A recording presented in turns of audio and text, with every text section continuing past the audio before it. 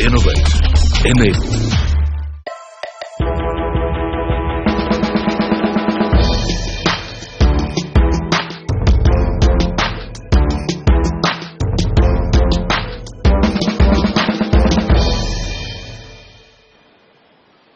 Hello and welcome to another episode of NSE FinWiz powered by CNBC TV 18. This week we're in Bangalore and we catch up with the employees at the country's only backward integrated real estate company, SHOBHA Limited. SHOBHA Limited is one of the largest and only backward integrated real estate players in the country. Headquartered in Bangalore, SHOBHA is primarily focused on residential and contractual projects. The company's residential projects include residential apartments, villas, row houses, luxury and super luxury apartments. Widening the scope of its operations from real estate and construction, the company recently added 3 manufacturing divisions to the business, raising an edge close to concrete products and interiors. SHOBHA is a 48th year of operation and over the course of 6 decades has become a recognized and trusted brand in the market, associated with high-end quality products. Focusing on our theme for the series, NSE FinWiz, SHOBHA Limited in Bangalore, aims to offer solutions to young employees on investment and financial planning.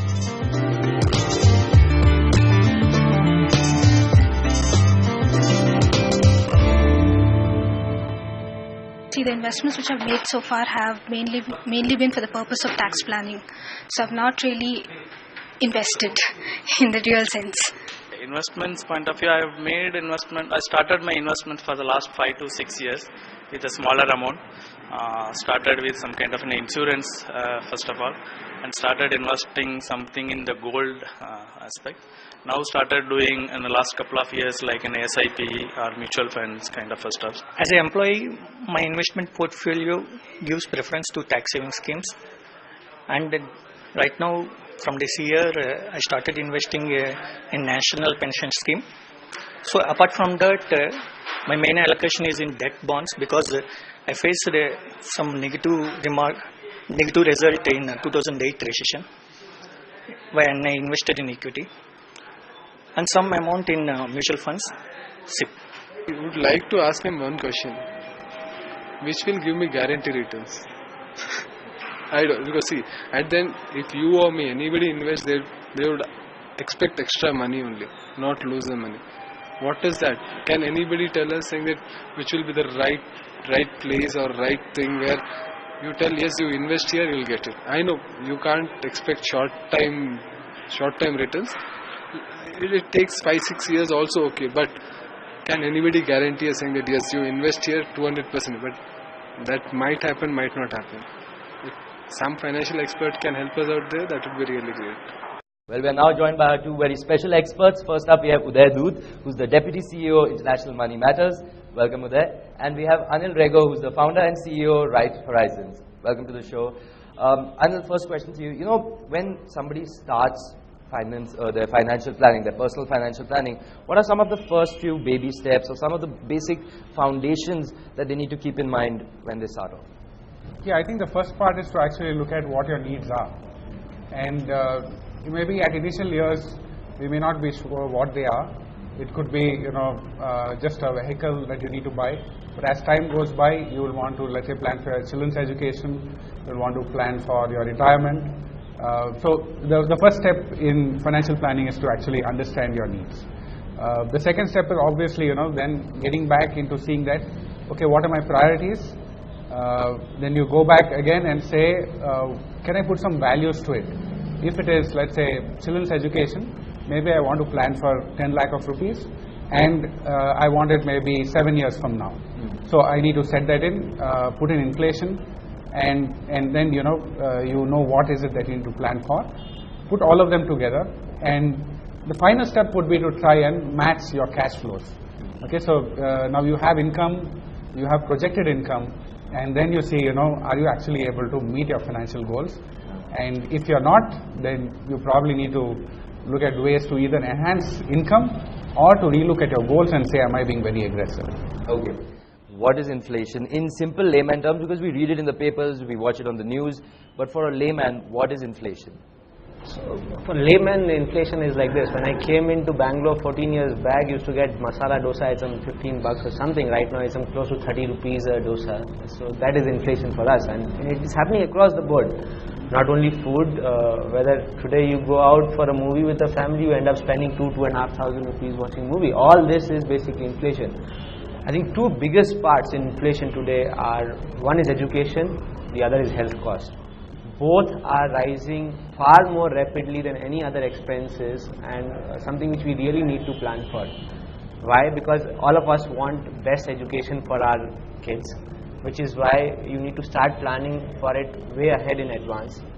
Second, I think as an economy we are developing, I think the life stage that people are going to live, life is getting longer, life expectancy is increasing, which means that we are going to live longer. Whether we are going to be healthy or not healthy, that's a different matter altogether, but we are definitely going to live longer, which means you need to seriously plan for your health cost.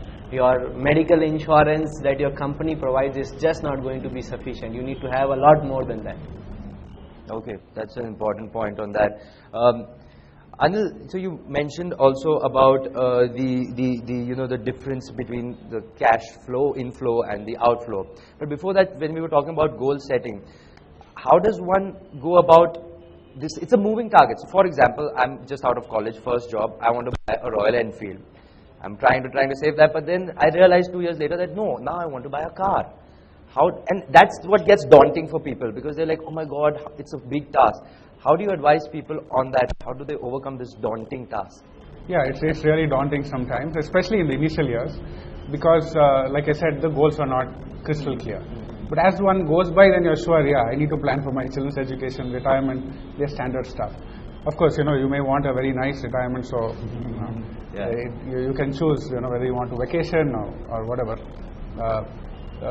So initially, yes, it is daunting, but what you need to do is look back at what you are doing, check it every maybe 2 to 3 years, and then it sets you a benchmark, because even though sometimes the goals may not change, you may find that the values change. I thought children's education may cost so much, okay, but 5 years from now, even with inflation, it's much higher, say, okay, or there's something that I completely missed out. I went and suddenly bought another house. Right, so there would be these changes, and you need not be daunted by it. I think just plan for it, look at it once in 3-4 years, and it will be fine. Okay. So on this note, I think let's go over to the audience. If you have any questions that you would like some clarity on. The first question is how to build a strong portfolio which is very healthy.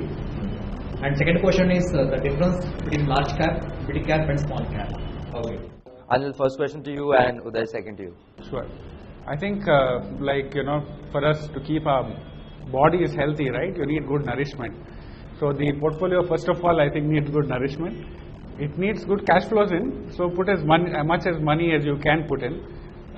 If you are earning on a monthly basis, I think salaried SIPs are a fantastic way of going about it.